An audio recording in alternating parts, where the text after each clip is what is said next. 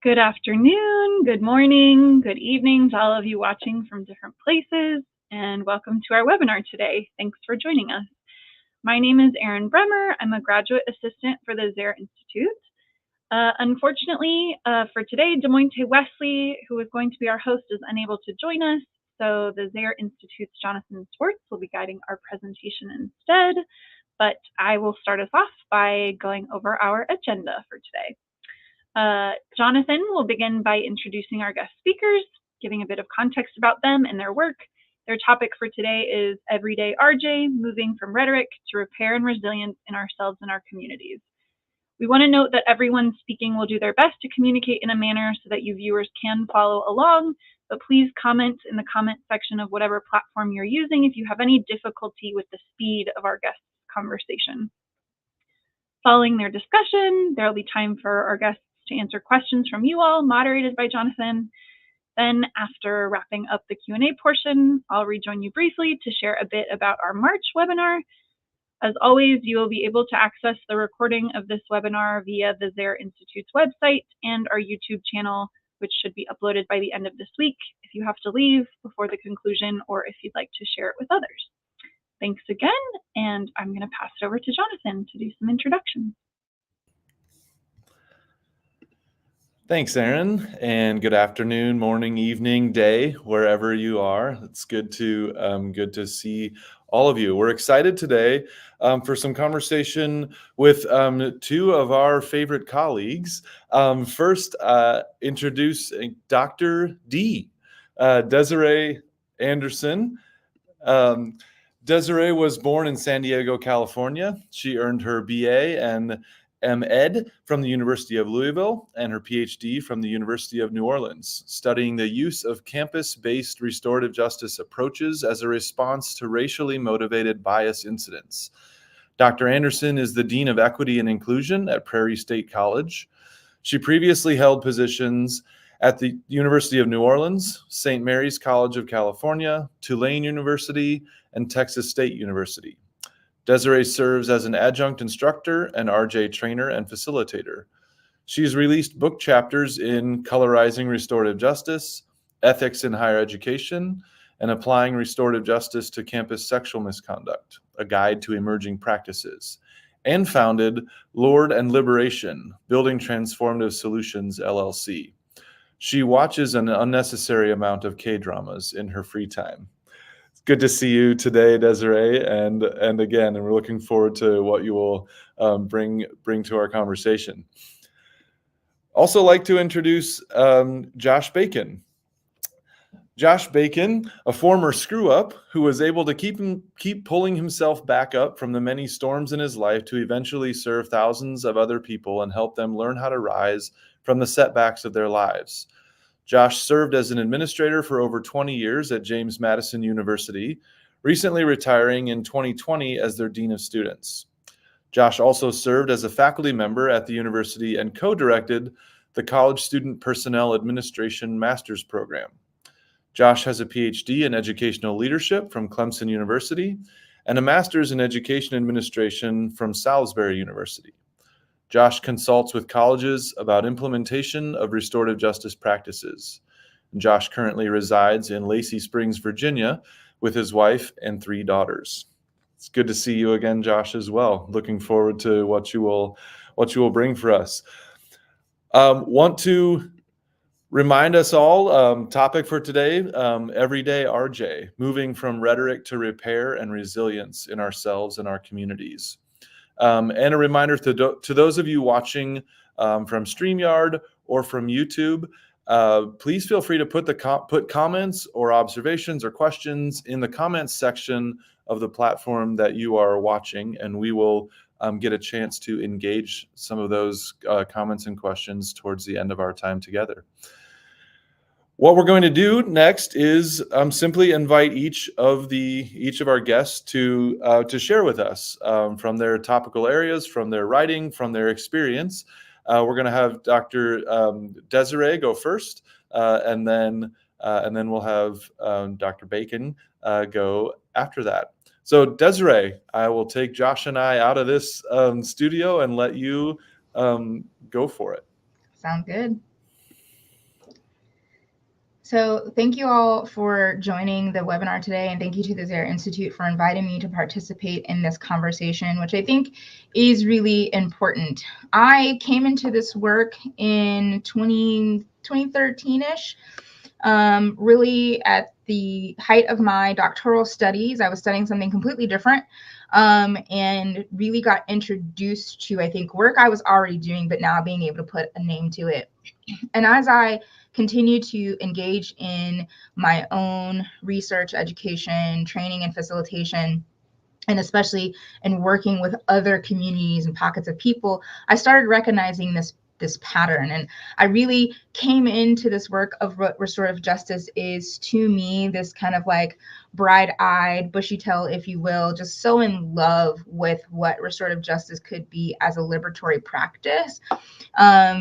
And as I have engaged in it, I've recognized a need. And that need does not diminish my love and appreciation for what this work is and can be for so many communities of people.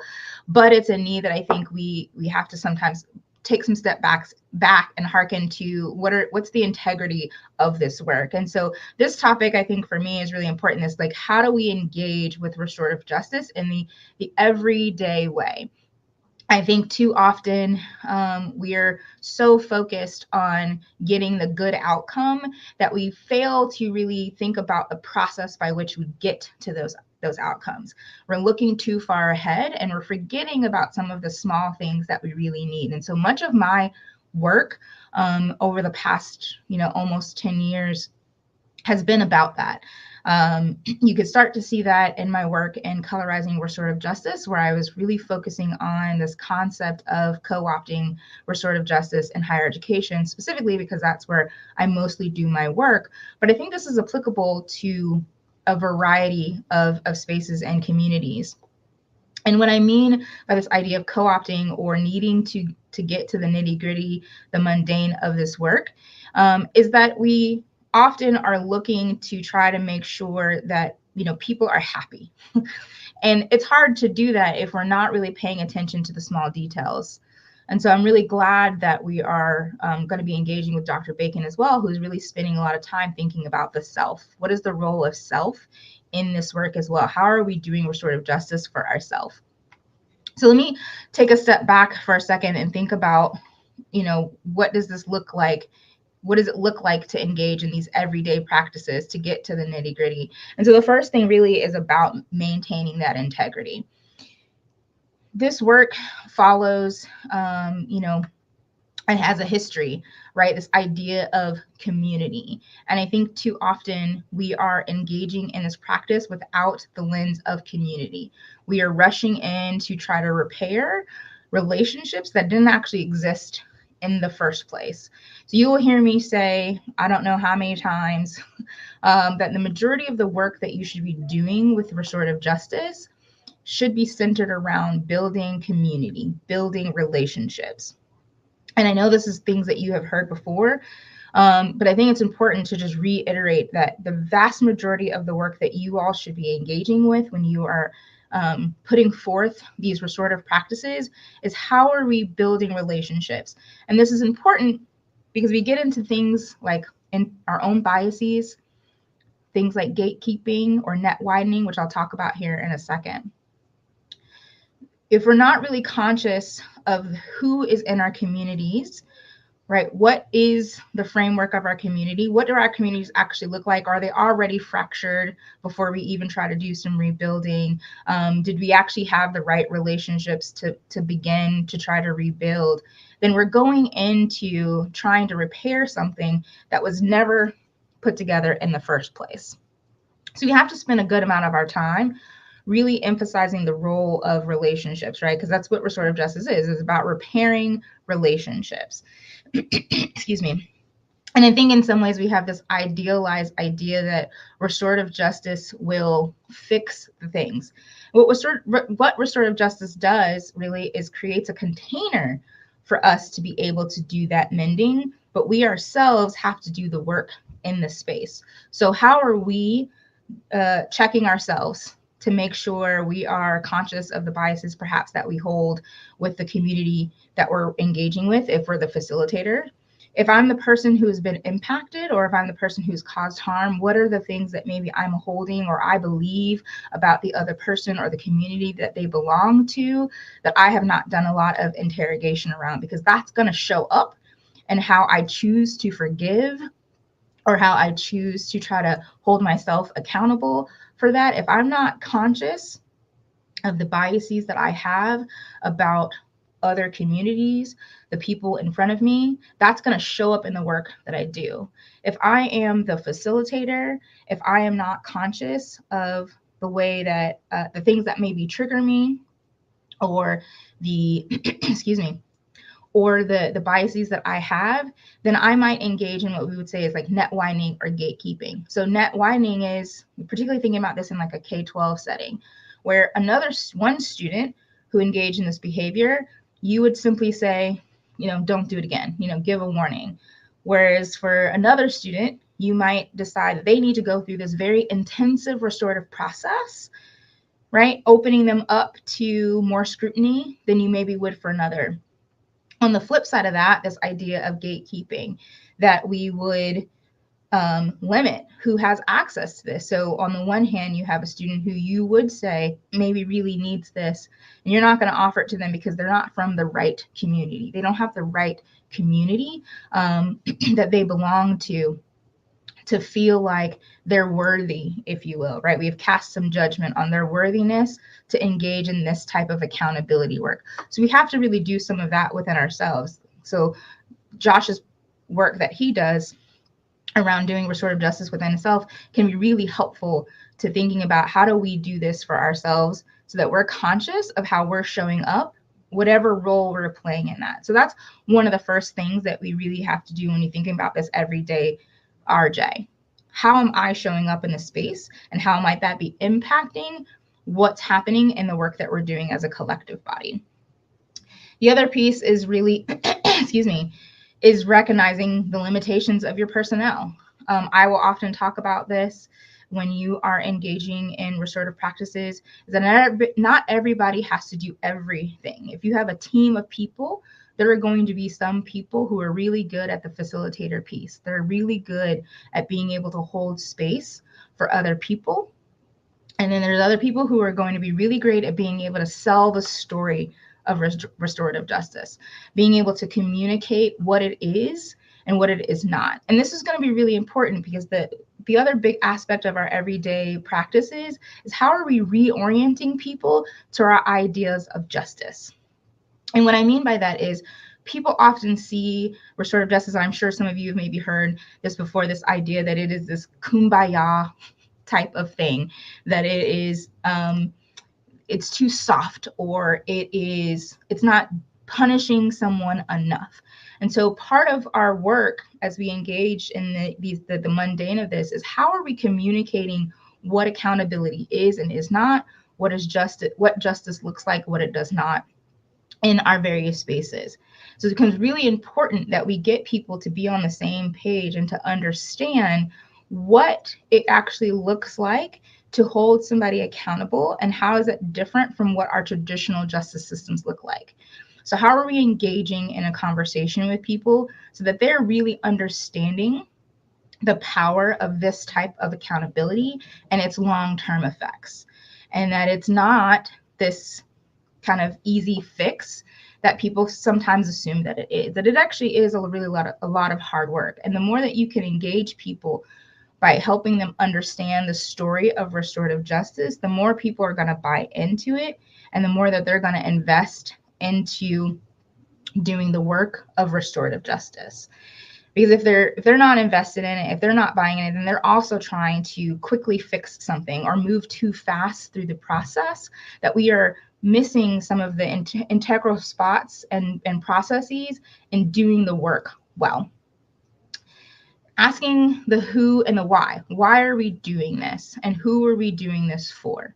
So how are we really holding our systems accountable for when and where we are applying these restorative practices, And how and who and why are we engaging in this in the first place? Is it to cover ourselves because we don't want ourselves to look bad?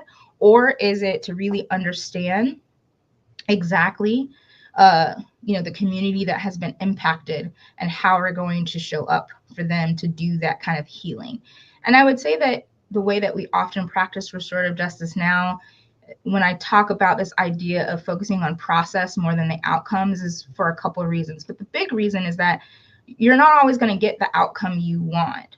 But so often what we will find when we do the work well is that even when people are not necessarily satisfied with the exact outcome that we can come to, when we're thinking about agreements or we're thinking about some type of restitution, they are very happy, if you will, with the process because we have followed a thing where they feel like it was procedurally fair, where they had voice, where they had, some role in determining what that outcome will be. So the outcome may not be the exact thing that everybody wanted, but as long as we are really being mindful of the steps that we're taking along the way, then we're able to really get people to a place where they're still satisfied with that. And there is a sense of healing, there is a sense of community and camaraderie that can still be built from that work. And then the last thing I'll kind of talk about is this idea of the system piece. And then I will definitely open up for some questions in this. And so when we think about restorative justice being something that is system-wide, right? So what levels are we engaging with this and who's all involved in it? If it's only happening in one space, you're not really doing restorative justice work, right? You're maybe doing some practices, you're doing some elements, but it has to happen at every single level of our institutions, whether you're in K-12, higher education, a nonprofit organization, et cetera. How deeply embedded is this restorative work in happening in your institutions? Are you engaging in community building circles or check-in questions? Are you doing the work to engage people in building interpersonal relationships? Are you setting and creating community values and expectations? Are you embedding this as a way to address conflict and harm and giving people the tools to use it amongst themselves? Or is it becoming something that is kind of held up here and only utilized by a select few group of people? So when we talk about this idea of moving from rhetoric to repair, for me, it's really thinking about all of the little small things that we have to do. So what work are we doing within ourselves to understand our own biases, our triggers, how good we are or not with facilitating? Who and why are we doing this? And what does that community look like? How are we building relationships? Are we being intentional about that? And how are we communicating that? How are we communicating exactly what justice and accountability looks like in different spaces? And how are we bringing people in to the fold of understanding what that means so that they are buying into these systems and practices? And then how are we embedding it into our actual systems? How are we being sure that restorative justice is not just this thing that we do, but it's something that is, right? It is a part of our structures, right? And not just this thing that we do. So I will stop there. And I think Jonathan has a few questions for me, and then we'll go to Dr. Bacon. Yeah, thank you so much, Desiree, for that invitation to like a properly critical look at our practice and at our systems, even as we recognize the promise of restorative justice. That's something that I really have valued about my own mentor in this work, Howard Zehr. He always paired like the promise of RJ with the challenge of RJ, right? Like, and those two belong together, if for many reasons, but if only really important for accountability of those of us who would attempt practice, right? I would what you were saying reminded me of this. It's a quote from Dennis Sullivan and Larry Tift, I think, and it's in their book Restorative Justice: Healing the Foundations of Our Everyday Lives. And they're talking about defining restorative justice. And I'm just going to share this quote and then just ask for your kind of like any comments that you have on hearing this. But so they say, whatever definition we come up with and whatever conclusions we draw, we will see that how we view and define restorative justice will be derived primarily from how we view and define our relationships with each other in our daily lives. That is, by the political economy of relationships we live by the impulses that shape our sense of loss and gain, and by the steps we take to avoid and embrace each other in the worst as well as the best of times. For me, that kind of like connects this sort of very personal, our everyday lives to this very big, like political economy of relationships, right? What comes up for you as you hear that? Yeah, as you hear that quote. Yeah, I think actually to your point, right, is think about, this, we often hear this idea of like living restoratively, right? And so I think it is this, to your point around the how are we living it every day? If I will admit, my road rage is real. It's like the one area of my life where I try so hard to be empathetic and compassionate and calm, and it just hasn't worked for me just yet. Right. But if I think about this in the grand scheme of my everyday work, if I am not showing up doing the, with empathy when I'm engaging with people, even when I'm not in a restorative process, am I actually doing restorative justice? Right? Am I really thinking about the role of relationships?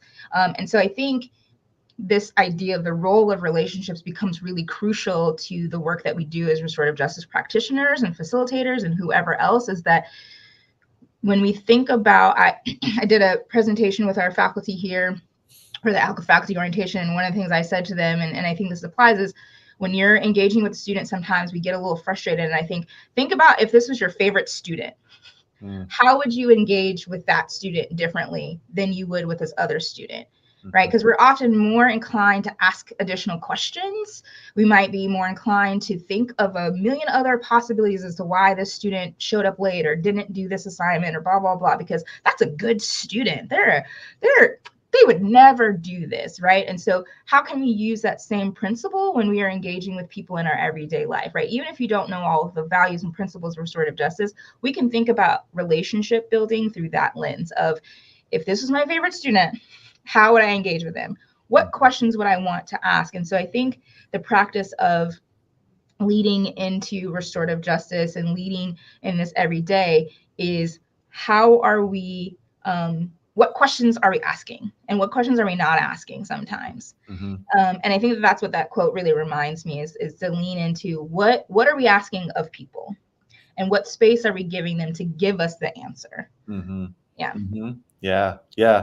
And I've been reminded recently too of this, like this because of the kind of kumbaya-ish views of restorative justice that kind of exist in the ether. It can sometimes feel like the main goal in being restorative is just be nice, just be really kind, right? And so like I think there's a piece there where it's like, yes, and also remember that we're talking about justice here, and justice doesn't just happen when people are nice, right? There needs to be other there have to be other factors, dynamics that we bring in into the goal. Being restorative just isn't encompassed by just be kind, be nice, right?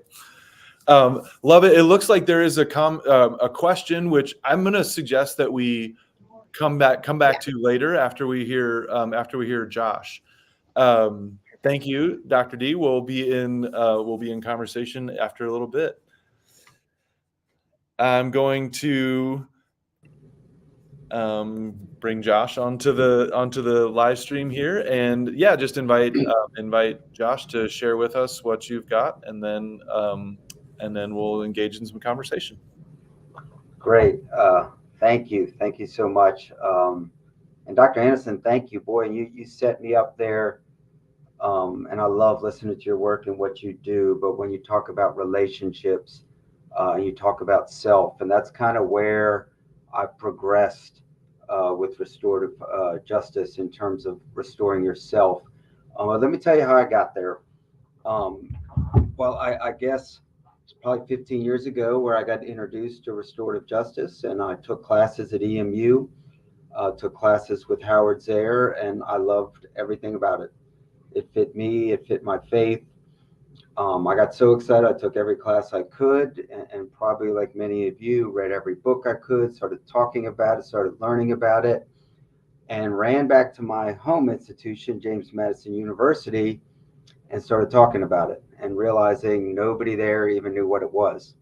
And so many of us have started there when we go back to work at different organizations, institutions, colleges, whatever it may be, school systems.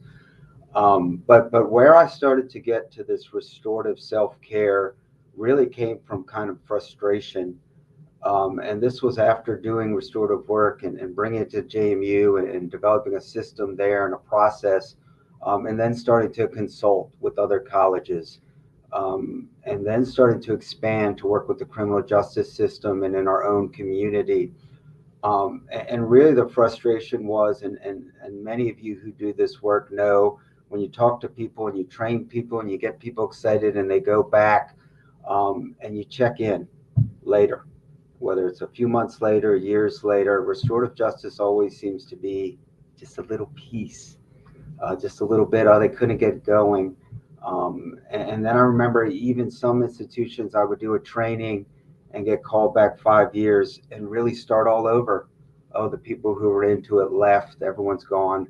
And that happened at a couple institutions, really going back to start kind of from square one. And particularly with the criminal justice system, just not seeing it take off and just getting small bits and small deferments, and only with juvenile, and you all know what I'm talking about to do this work. But let me go back to kind of the end of my career. When I retired, I was able to retire early.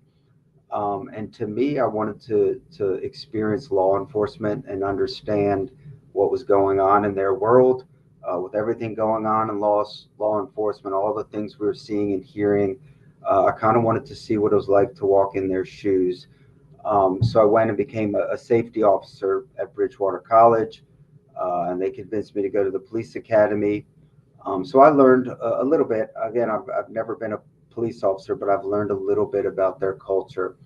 And that's where I really started to understand the officers I worked with and the mental health training of law enforcement, that officers are traumatized. Their experiences and what they go through, they're often traumatized. They were clearly understaffed, felt like they were underpaid.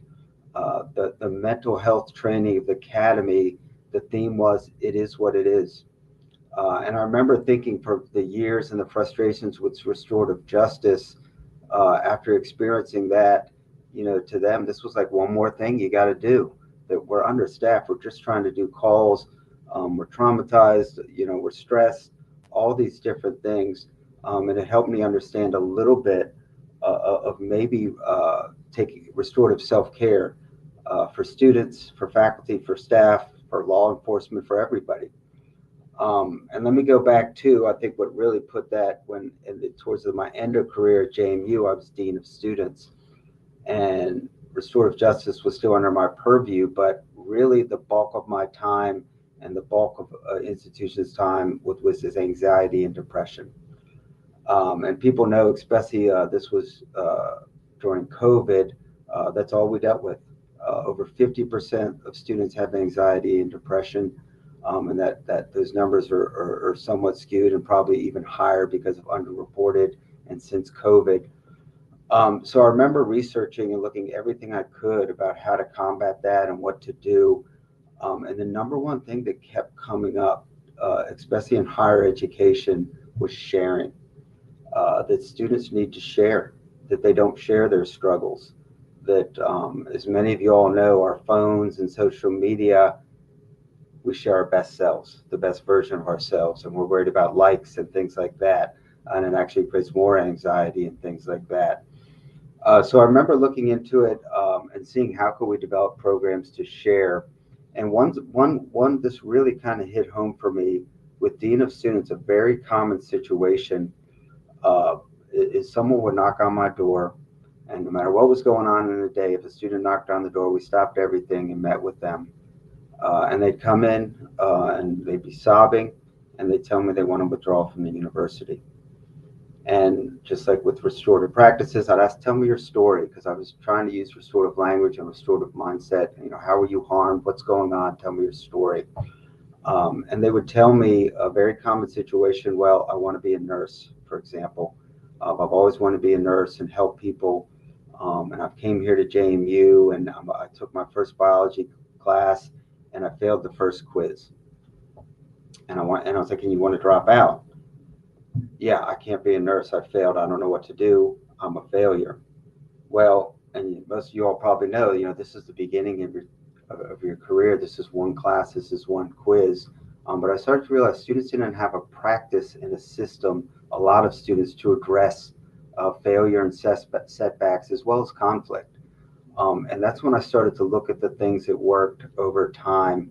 And I started to think about my experiences with law enforcement later on. And that's where I started to apply restorative practices to kind of self-care. One of the things with sharing that stands out to me, I remember one of the very first restorative circles I did at JMU, and this was a long time ago. I got a call, and those of you who work on college campuses or who did conduct might find this familiar. I got a call. They say there was a fight on campus. It was 2 a.m. I woken up. They said 10 football players got in a fight with each other. You need to come to campus right away. So I drove to campus, got there, and there was, you would have thought, a SWAT team, police everywhere. Residence halls cleared out. 10 large football players get in a fight in their suite. It creates quite a disruption. So I remember going in with the police and talking with some of the harm parties and the people who did the harm, and it was football players against football players. And they asked them, do you want to press criminal charges against each other? And you can imagine they said, no, we're not pressing charges against our fellow players. Okay, well, we have a conduct process. I explained the process. Do you want to press conduct charges? They didn't want to do that either. Well, I remember I was learning about restorative justice. That's what I was thinking about. That's where my mind was. So we got things settled for the night. And the next day we had a meeting with all the administration, attorneys, chief of police, vice presidents. What are we going to do?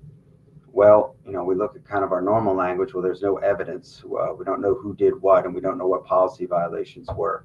So we didn't seem to have much to go on. So I said, this was kind of a leap at the time. Well, there's something called restorative justice, and this is what it would look like. And maybe we get these guys together, and we could try it. And I remember very clearly the attorney and the chief of police were like, "Are you kidding me? You're going to get it?" And you heard Desiree talk about kumbaya. Are you going to get a bunch of football players to sit in a circle and talk about their feelings and emotions and what happened? You got to be kidding me. But they were willing to try it because at that time there was no alternative based on evidence and things like that. So I remember during the first circle, I was thinking, I was used to conduct and sitting behind a big desk in the normal traditional way of sanctioning students and punishing students. So I was like, we're not going to sit in a circle with nothing in between. We don't need to do that. And then I just remember Howard Zare ringing in my ear, embrace the process. So I did. I set up the circle.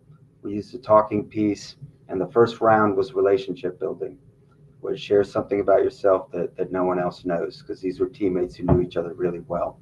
And I role modeled, and I went first, and I shared. I played football in college, and I've been to jail twice in my life, and different experiences they probably weren't expecting from the director of student conduct. And I passed the talking piece to the next person, and he said, my dad's an alcoholic. It beats my mom on a regular basis. He passed the circle, and it went around a couple more times, and a student said, I'm addicted to painkillers. Passed it around, another student said, I've been adopted by 3 different sets of parents in my life. And it got back to me. And those of you who do conduct, we don't hear those kind of things in a conduct meeting where you're sanctioning and punishing students. And I remember, obviously, we finished the circle and addressed the issues and things like that. But all 3 of those students came up to me afterwards and said, I've never told anyone that before, and I don't know why I did now. So hindsight to when I retired, I started to make the connection of sharing. How do you get students to share? And that's when I thought restorative practices, creating that space, creating that container. It's not being done with technology and social media. The restorative practices has a role in anxiety and depression by getting students to share. So we started a program, and this was, very in my last year and a half at the university, where we brought in students who were struggling, either through the Dean of Students Office, conduct, and even academics. And we did restorative journaling, restorative mentoring, and restorative circles. And what was kind of unique about it, and really focusing on what I would call restorative self-care, is we looked at all areas of wellness. And for those who work in higher ed and student development theory, there are the 7 areas of wellness: physical, spiritual, emotional, financial, intellectual, social, and environmental. Now, when you work with students, a lot of students think of self-care as just the physical. Oh, I work out all the time, or oh, I eat right, things like that. But looking at all areas of self-care and having them put them under the pillars of restorative practices. And what this means is how have you harmed yourself? Take financial, for example. What are the harms you've done to yourself financially or happened to you financially? What are your needs financially? And what are your obligations? How do you make things right, or what do you need to do moving forward? And how do you engage in this? And what we found is some students could journal about it. That's how they wanted to share. They weren't ready to talk to another person, or they certainly weren't ready to talk in a circle. But some students want to dream of journaling. Now, I'm not going to sit down and write there. I've never done that. So they would mentor, and one-on-one, we talk about all those areas of wellness and how to make things right, or we do it in a circle process. But by the end, they were doing all 3. And when we assessed that, and we only did one pilot, and I wish we could have done more, but it was off the charts in terms of, and we talk about resiliency and grit, and academic resiliency and emotional wellness. All students' numbers were going up when we did that.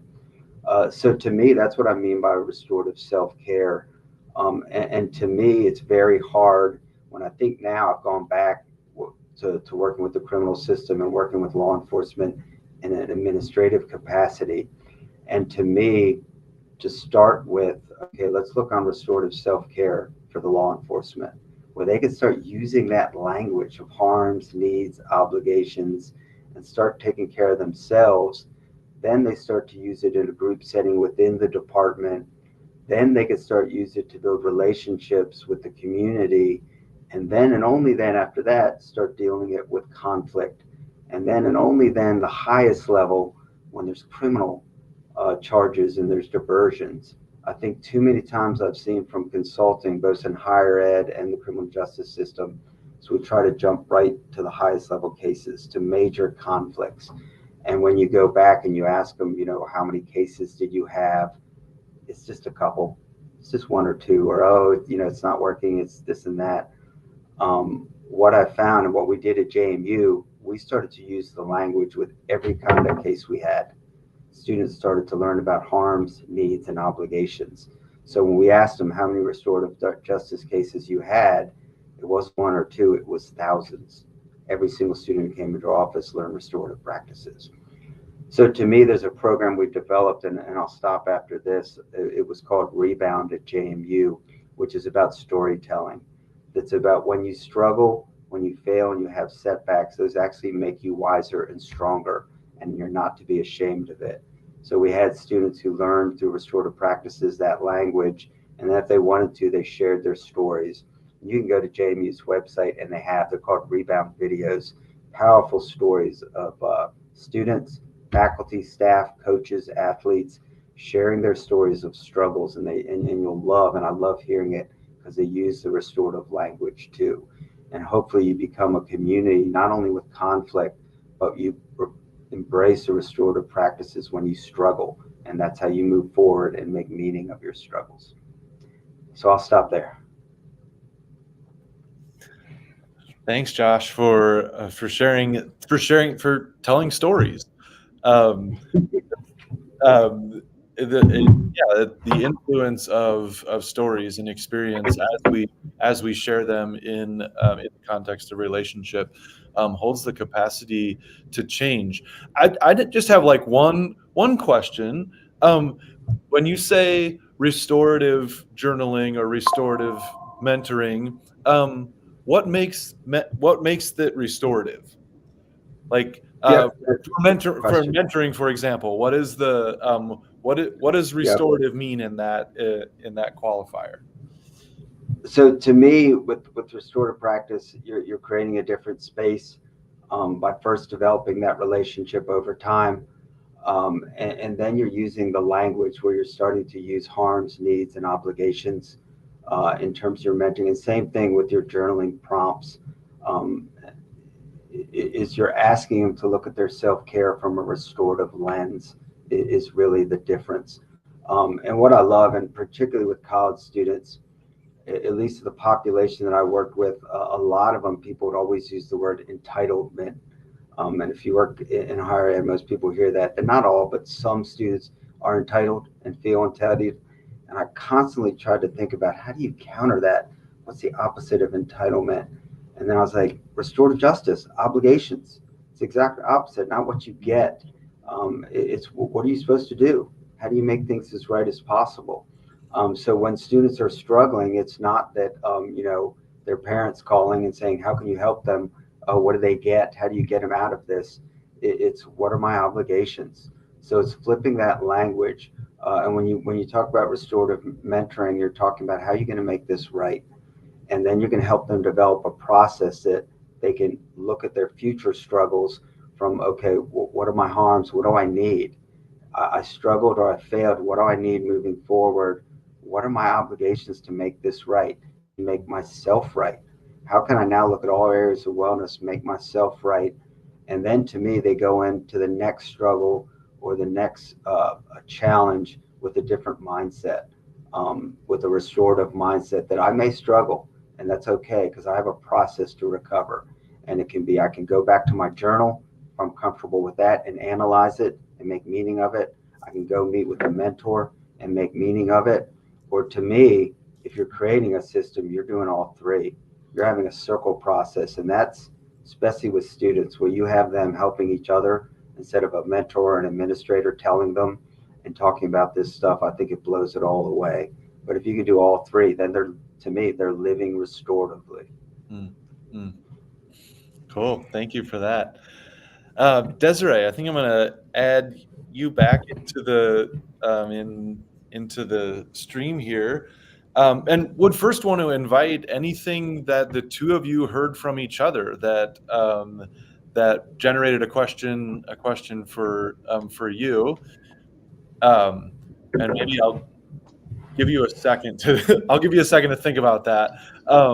But really, there's a number of really insightful comments and questions in our comments, and want to invite folks to keep putting more there. But I'm going to put this one from Sarah Maddox on the screen for just a second here, because I think there's connections here between some of the systemic and the personal sorts of things. But Sarah's question here: in my everyday life, I think a lot about slowing down, and of course, there's a direct tension with capitalist structures of providing for myself and those closest to me.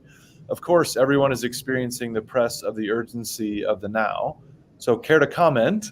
How can we encourage folks to opt into deep collective care, even though working within systems that are not designed for it? Either of you care to comment on that?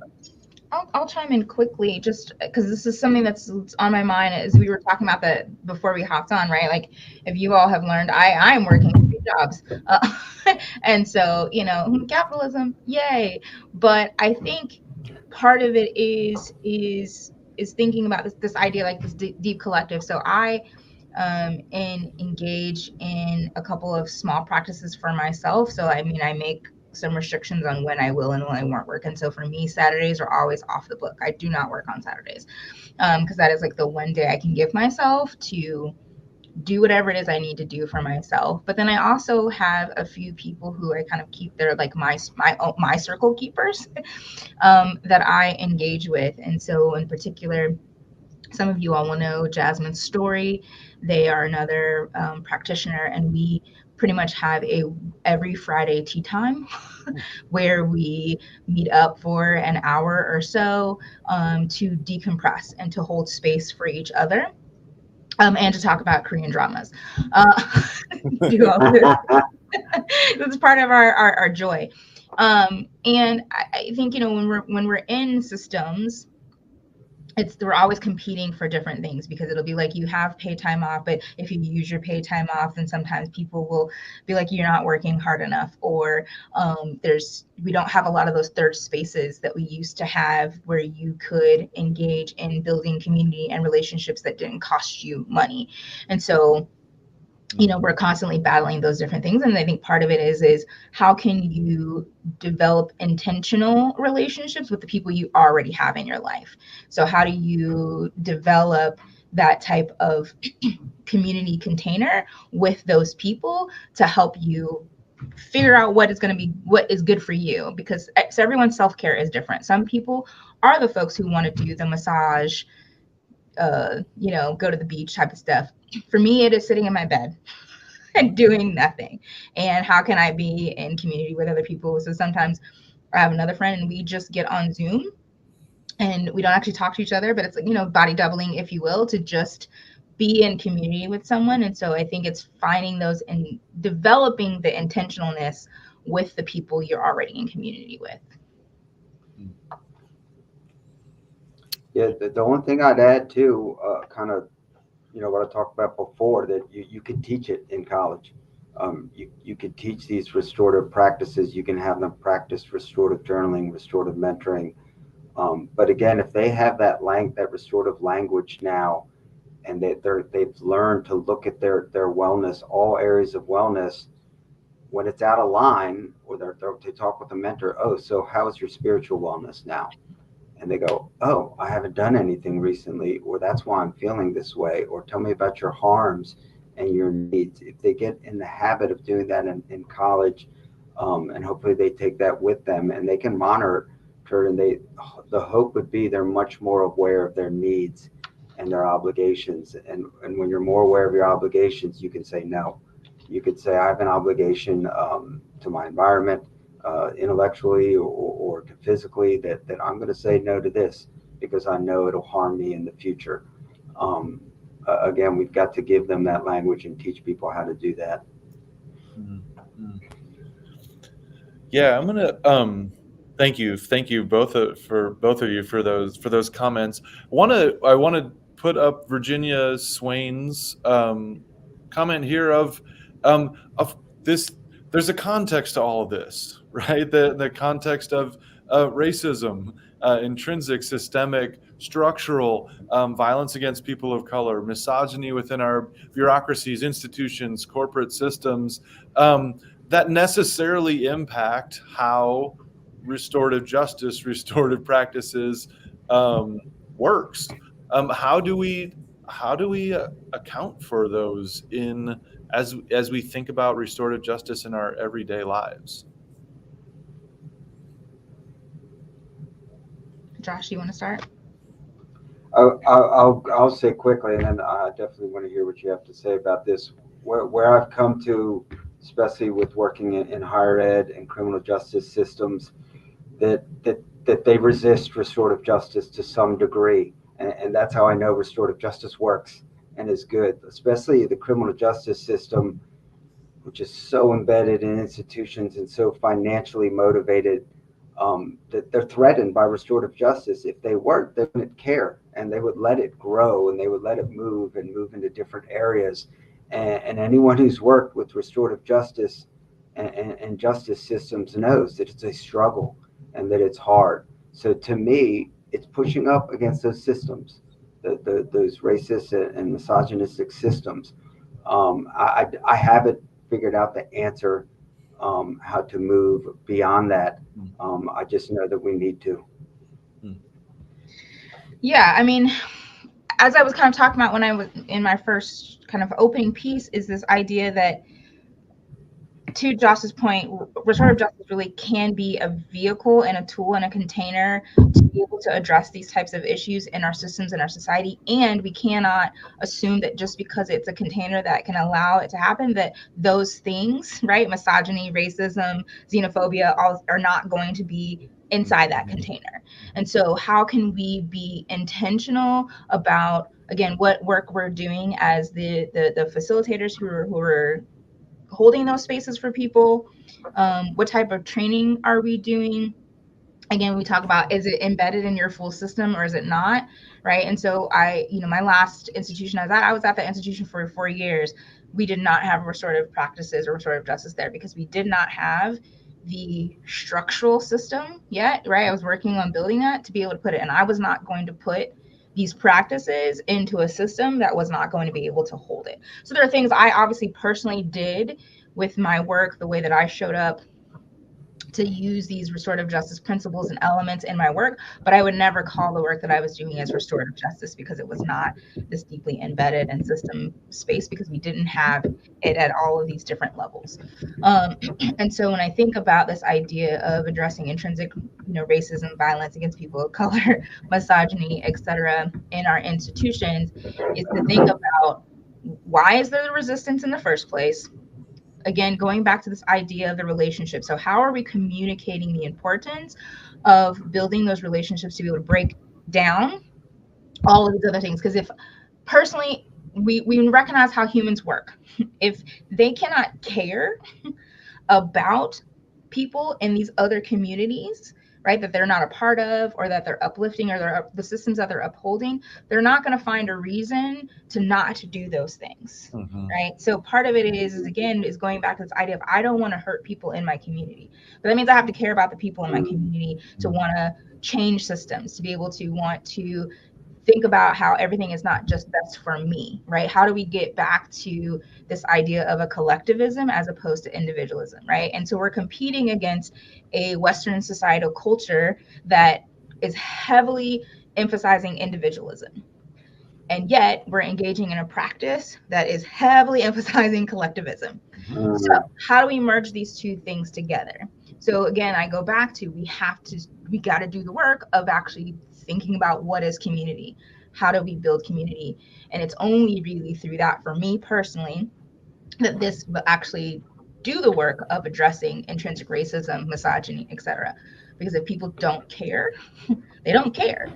So we got to get people to care, right? We got to see it as, your value, your worth is tied to my value, my worth.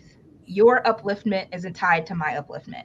I can't be up here if you're down here. So how do we get people to understand that these things are connected together? And that's really hard, because we're battling against long histories of people who know that they're struggling, but as long as I'm not struggling as bad as you, right? There's still that mentality. And so how do we combat that? And really, for me, it is, how do we make people human? How do we make people human to other people?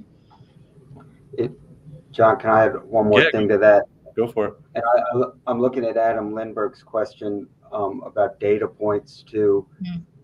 One of the studies, I think it was the University of Vermont, and David Karp did, where they used circle processes to build community in the resident's life.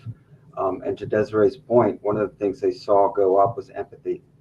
And to me, you're creating that space where you can share, where you could share deeply. You can be your authentic self. And when you start to share deeply, you start to understand the other and the different people's perspective. And when they assessed that, it developed, empathy went up in first year students from going through that experience. So to me, higher is just one vehicle, but schools and other places using those practices, using circle processes in different spaces where people can share and be their authentic self, and start to understand the other and the differences and the commonalities, and you develop empathy, and you become more human. To me, everything else going on in society with technology and social media is quite honestly the exact opposite of that. So it is an uphill struggle, but it works, and we need to do more assessment to show these institutions where it is our goals and objectives to do this type of stuff. We need to implement the practices. Yeah, I'll quickly add to that for Adam's question. And so I think, yes, you're going to see some quantitative stuff, right, around the ideas of like recidivism in our criminal justice systems as data points. But I would, particularly for those of us who work in like education, for me, what I think are kind of those data points are going to be a couple things, mostly around the qualitative, obviously, right? Like what are people saying about their experience when they're engaging with it? But I also think it is two other things. One is, how are people utilizing the skills that they're developing while they're participating in this in their own lives, right? So are they engaging in it enough? So I didn't tell the story at the beginning, but one of the very first, the time that I was so sold on this process, I did some training with the Center for Restorative Approaches in New Orleans, and then I did some observational work for about a year at a non-traditional high school. And there were two girls in this hallway getting ready to get into a physical fight. And one of them, like, she pulled her arm back, ready to swing. And then she just took a deep breath and was like, we need a circle. And I was like, what did I just witness? And the other girl was like, yeah, I'm about to go get Mr. Evans. Like, she was still upset, but it was like, I'm gonna go get Mr. Evans. And so they did. They went and got Mr. Evans. Mr. Evans got the floating teacher to cover the class, because that's who they trusted. And then they went and he facilitated this conversation for them, because they knew that they had another tool, right? And so when people recognize that they have another tool, they use it. The other thing I would say is that when it's facilitated enough, or they're experiencing enough, and again, when I go back to this idea of how are we reorienting people's ideas to what justice and accountability look like, then when students themselves cause harm, they will seek out people to help them facilitate that accountability. So again, when I was working at St. Mary's, we had started doing some work in our residence halls, and a student had an incident where they said something they shouldn't have said on a way to a debate competition. And they sought me out when they got back. They're like, Dr. D, they did not say messed up. They used a foul word, but that's okay. They're comfortable, right? They're like, I fucked up. And I need to figure out how I can make this right. Can you help me facilitate this restorative process so I can apologize, so I can take ownership for how I messed up this relationship? And so for me, I see those as huge wins, as big data points to show that when you give people the tools and they see it as something valuable, they themselves will use it or see it as a platform to do that amends work. And so, yes, we do need that quantitative hard data stuff. But for me personally, I'm like, yeah, give me the qualitative. give me the stuff over here. Yeah. The data points are the stories, are the the qualitative pieces. I think this kind of coheres here. The question about, let's see, it's Andrew's first, the first question that came through, the first comment that came through from Andrew. School administrators and teachers often responding to crises all day, are overscheduled and or aren't open to doing the work themselves. Any advice on building relationships with adults in schools to support the goal of integrating restorative practices into their systems? So so much of our minds, especially in education systems, and like if we're the adults, we so much think about, well, what are we doing for students or to students, right? But like how is all of this impacting students? And what I love about Andrew's question is it's kind of like pointing to this, like, well, hold on, how are we treating our colleagues? How are we doing this with others? With the like direct theory of change that what we do like actually impacts like students too, not just the other way around. But yet, would either one of you comment on on this piece of like, what about relationships and how we do this amongst colleagues? Yeah, I mean that you do it, you do it with that group of people, right? So I think in some ways, right, starting off small. So at every place since I've been engaged in this work, I start with with our agendas, right? So doing some check-in questions, right? Just starting there, real simple. And sometimes it seems so odd for people, but yet they're so quick to engage, because people are not asking random things like, if your week was a movie, what would be the title? Like, being able to start with these kind of small things, and then being able to use the practices themselves amongst your team. So how are you maybe using restorative processes, using the circle form to hold your meetings, to gather ideas as a collective team, right? So if we've got to make a decision as the teaching staff, well, let's do it in a circle, right? Let's use a circle process to pack through, what are we thinking about this thing? What are the, the ideas, again, the connection, collaboration, consent, right? All of those things, putting it together. And so even if we're not calling it restorative justice, I often don't start by calling the work that I'm doing restorative justice. We're just doing this thing. Mm-hmm. And then when they're like, "Ooh, I like this. I like the way we do it," I'm like, "Great. This is actually a practice within restorative justice," mm-hmm. right? So getting them themselves to engage in, even in the smallest ways, so they can start to see how it works amongst themselves. And if they can start to see how it works amongst themselves, then it becomes a lot easier to convince them to then do the same thing with the students. So mm-hmm. how can you then incorporate what we just did in your own classroom, right? How do we just incorporate, again, small things? So we similarly, when I was at St. Mary's, we had, a couple of pilot faculty using just check-in questions with their class, and started doing that. And it was a seminar-based course where they engage in discussion questions around texts that are around, like Martin Luther King's letter from a Birmingham jail, Japanese internment camps, indigenous, colonization of indigenous communities, right? So they're talking about heavy topics, but by incorporating these little kind of check-in questions at the beginning, it helped create that foundation for people to feel a little bit more comfortable about what they were sharing, because they felt a little bit closer to the people. They also then read how people talked about things differently, right? Because same way, like sometimes you read emails with an attitude that maybe isn't there because you're making assumptions about people. It's the same way when we're in, we're face to face. Sometimes we are assuming something about a person or what they believe based off of what we perceive of them. And then we are interpreting what they're saying through that lens. But by giving people the opportunity to know each other in these very mundane, kind of odd ways, we reinterpret sometimes what we are hearing the person say. Mm-hmm. We're now seeing it through this lens of, I understand how this person thinks a little bit deeper, or I learned this piece about their background. And so the way that I'm now interpreting what they just said is different.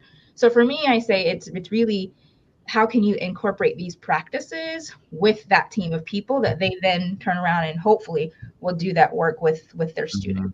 Mm-hmm. Mm-hmm. Yeah, Josh, did you have any thoughts on that question? I think that Desiree is right on. I think the one thing I'd reemphasize is, and some people have been trained this way, is they feel like they've got to have a big case, that they can't use it unless there's a giant conflict or a good community issue. And that's stressful and that's not easy. And to think that sometimes it keeps people from getting started. But what Desiree said, you start doing it. And when we do training, and you all know, and hopefully a lot of people know and have been trained now, that start doing it right away in your staff meeting.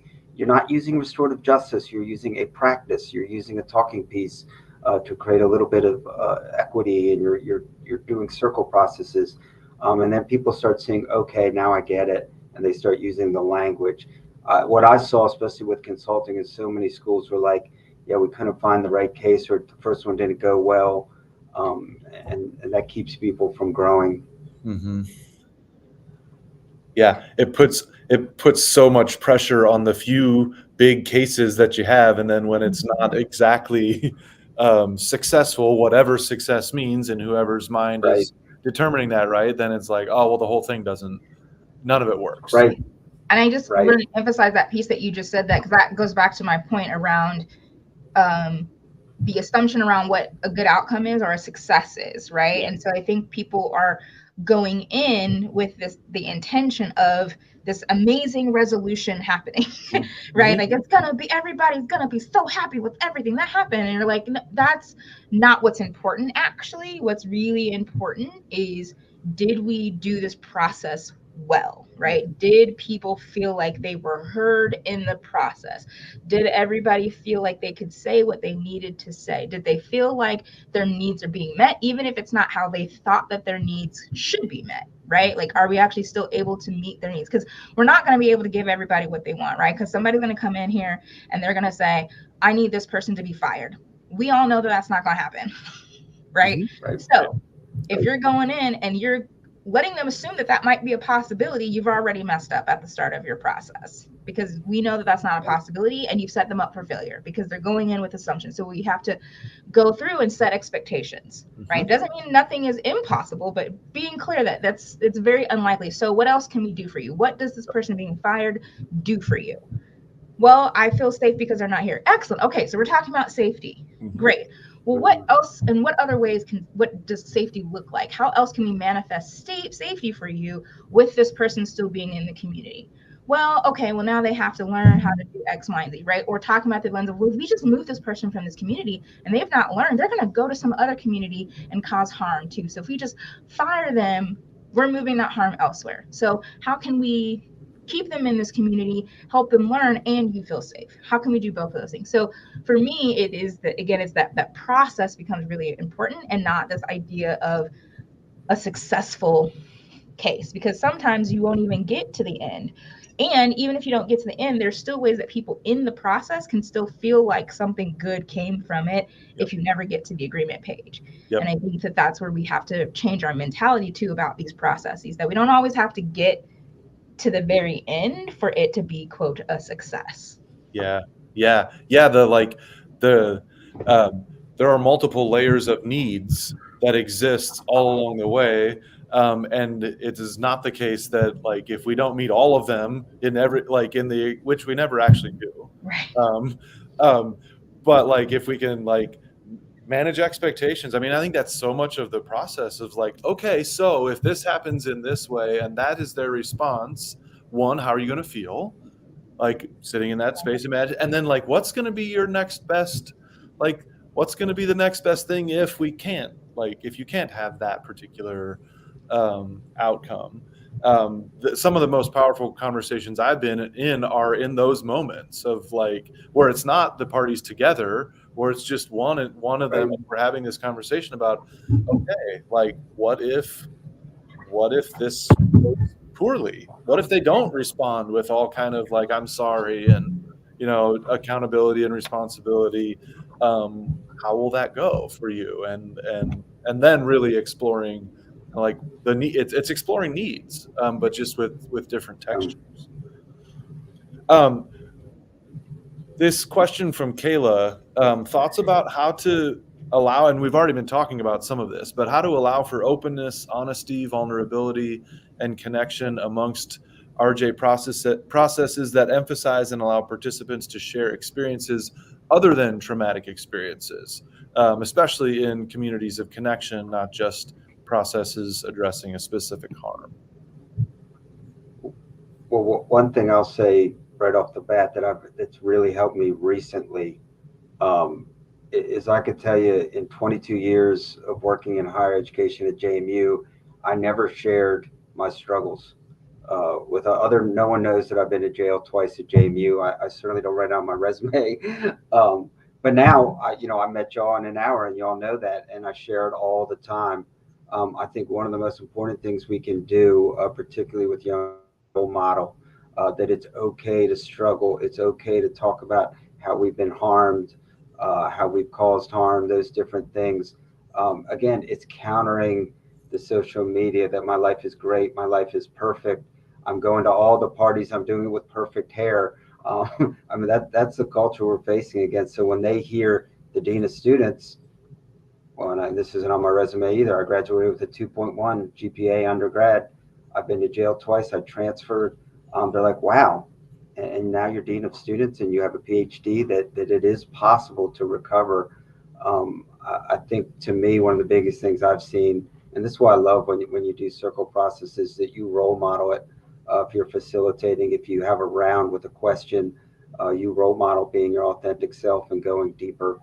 And it's a challenge to do, especially when work environments and working with younger adults. So it's not easy to navigate, I would say. But I'd say only after 20 some years have I realized that I felt like I should have done it more.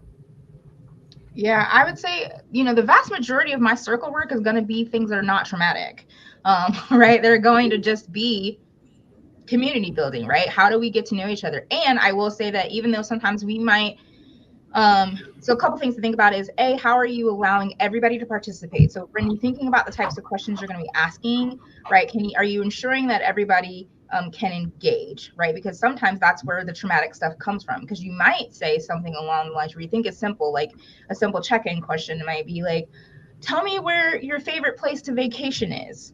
Well, not everybody has an opportunity to vacation, and then that might pull up triggers or trauma or things around being the poor student in your classroom or things. So we have to be really mindful too about how we're asking questions or what questions we're asking when we are intending to be in that like low risk community building, relationship building place, because we may not intend for it to be traumatic.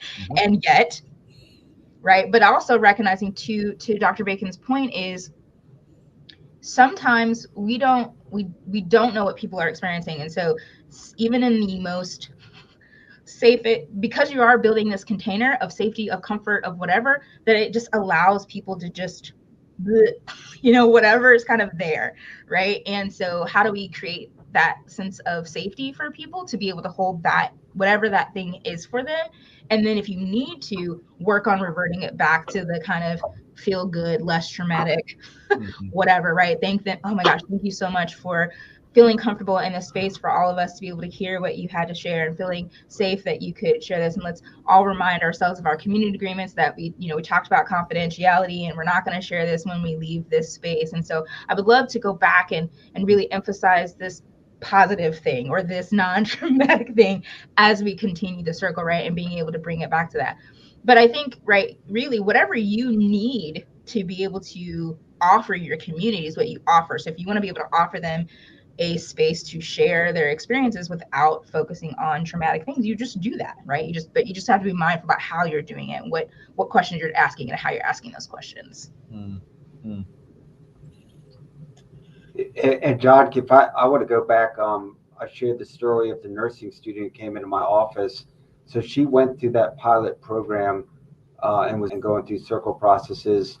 I would say it was around week 5 of a 16-week program where we did a really good, powerful circle. And afterwards, I noticed her and 3 other students were crying, and they're waiting in line to talk to me. And they shared with each other, and she shared that her mom passed away during the semester. She was struggling and failed the class. She didn't tell anybody. I mean, can you imagine in a community? Of course, you're failing your classes and struggling, but it took, and again, it wasn't one circle of us sharing. It took 5 weeks of journaling, of one-on-one mentoring, and circle processes for to her feel comfortable first telling a peer.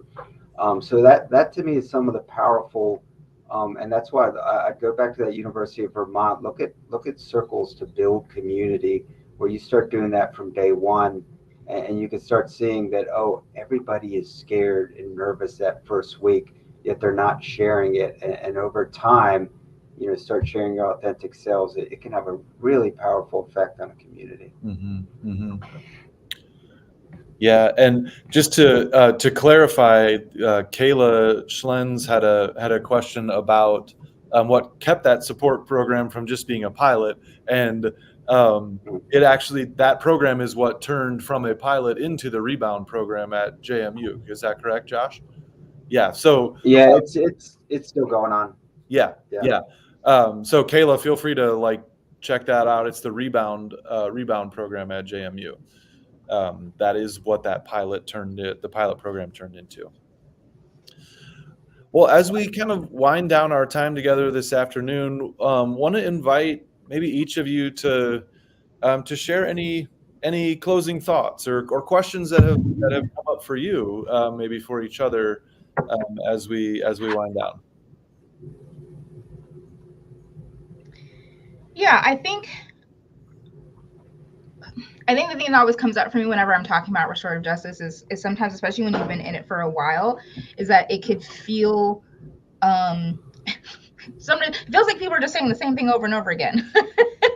And it's like, yes, we are. And the reason is we keep harking back to certain pieces is that I think is that we lose it sometimes, right? And so I don't think anything that Josh or I have said today is like this groundbreaking, oh my gosh, aha moment. But sometimes it is just really important to practice the principles, right? That foundation, right? If you think about you playing sport, you've been out of it for a while, you always go back to the fundamentals, right? You got to make sure your fundamentals are really, really strong in order to be an outstanding basketball player, in order to be an outstanding whatever sport it is you're doing. If your foundation is not good, it doesn't really matter if you have like, a quick 3-shot. Like it doesn't, that doesn't matter, because you can only do that for so long, right? And then somebody's going to come block you. Somebody's going to get in your lane. All of these different types of things are going to prevent you to be able to do that thing that you do really well if you don't have the other foundational pieces to support it. And so, yeah, it can feel good at first because you're like, ooh, I did that first one. I hit that layup. I don't know why I'm doing sportsman. Don't know where that came from.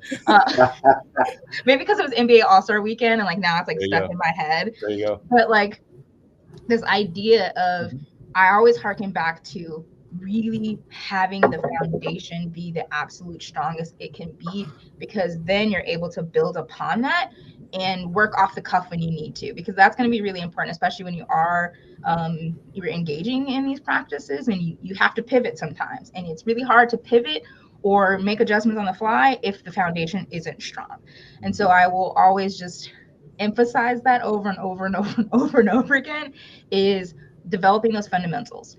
Who am I in this process? How am I showing up? How does my physical appearance, my mental state, etc., impact what's happening in the circle, whether it's a community building circle, it's a harm circle, it's a trust, whatever it is. What's the container I'm trying to create? Why and for who? Right? Are we trying to build this container?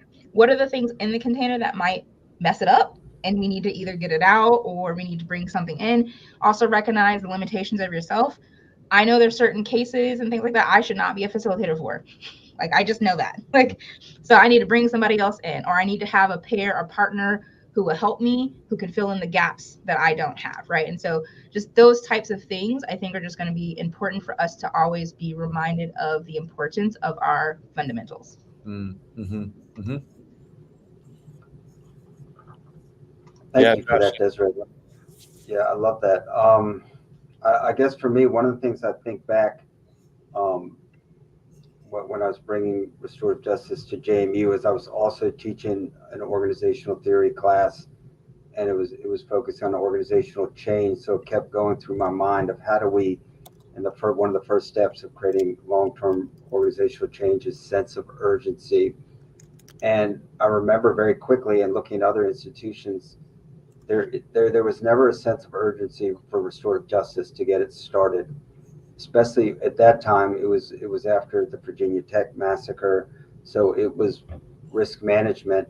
It was avoiding litigation. It was managing the cases. It wasn't about making things right and the experiences for the students. That was, especially when you talk about dealing it with just high level cases and major conflicts, there was no sense of urgency. But like Desiree just said, when you start just living restoratively or start using the practices, you'll see.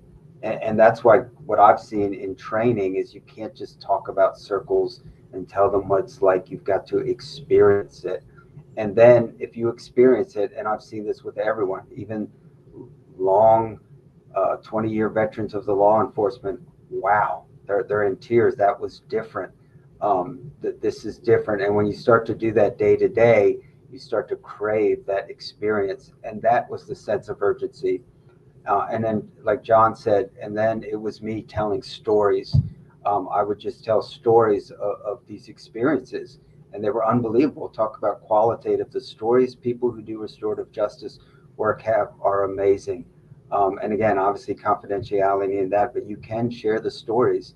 And to me, right now, the culture, particularly in higher ed, it's anxiety and depression. And to me, that's a sense of urgency. Anyone who does this work in any administrative or even faculty capacity, that's what you spend your time working on. So it's hard to do the other stuff. I think restorative self-care and restorative practices has a role in this. So if you do the work and you help people see this is different, there is a sense of urgency. And when you start doing it individually and to build community and build within departments and teams and stuff, then you can start applying it to the higher level conflicts and things like that. So that would be my advice is to find that sense of urgency in a different way. Yeah. Fidelity to where we started, to the and to the stories, and finding urgency in a different way, a different path to urgency. Right. I see we do have one last question about some suggestions of activities that you recommend for building community, for community building. Is there anything in particular that comes to mind? As we talk about, like, you can't repair a community that isn't already in existence.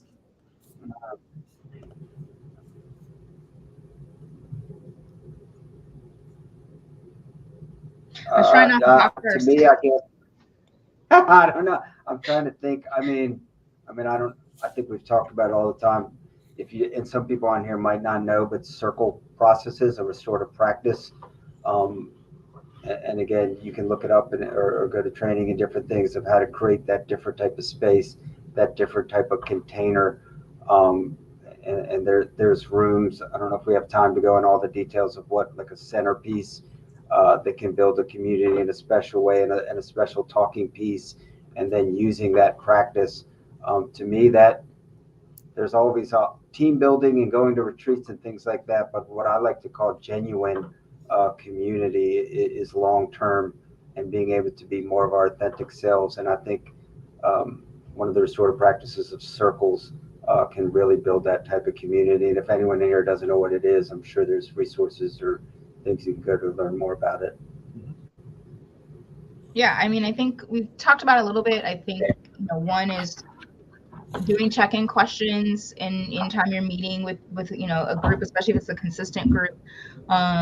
Engaging in developing community agreements, right? Like even the process of doing that. I recently did work with a teaching team at an institution because they were going in to teach a class that was about like racism. It's an anti-racist course, so that means they're going to be getting pushback sometimes around that. And so really we did our debrief, and they talked about how important it was for them to have done the community building agreement process and their expectations of the team before they did that, because as they faced those types of issues, they knew who their teaching team was, right? Like they knew that those people had their back because they had spent the time doing those agreements, setting those expectations, really understanding the perspective that everybody was kind of going into that work with. And so it made doing the work, even though it was really difficult, somewhat easier because they knew they had that support. And so sometimes doing that process of developing like what are your community guidelines or expectations as a collective body helps to really build relationships, because you're starting to understand the values of the people in the space with you. So that to me is crucial. I do that with all my classes, with my team, whatever. We're going to engage in that process. And then to Josh's point around doing circle practices, in either having small groups that are consistently together, if you can afford that in your time, to be able to do that as a collective, and then doing some large group sort of circle processes. But I would say anytime that you can engage in storytelling of some sort is how you're going to build community. So however you can engage in this, I'm just going to say that one more time, however you can engage in storytelling is how you will build community. Yeah. Thank you both for those pieces of wisdom, and for all of the wisdom that you've shared with us here on the webinar today. So thank you for joining us, Dr. Anderson and Dr. Bacon. And I'm going to invite Aaron to join us for some final announcements.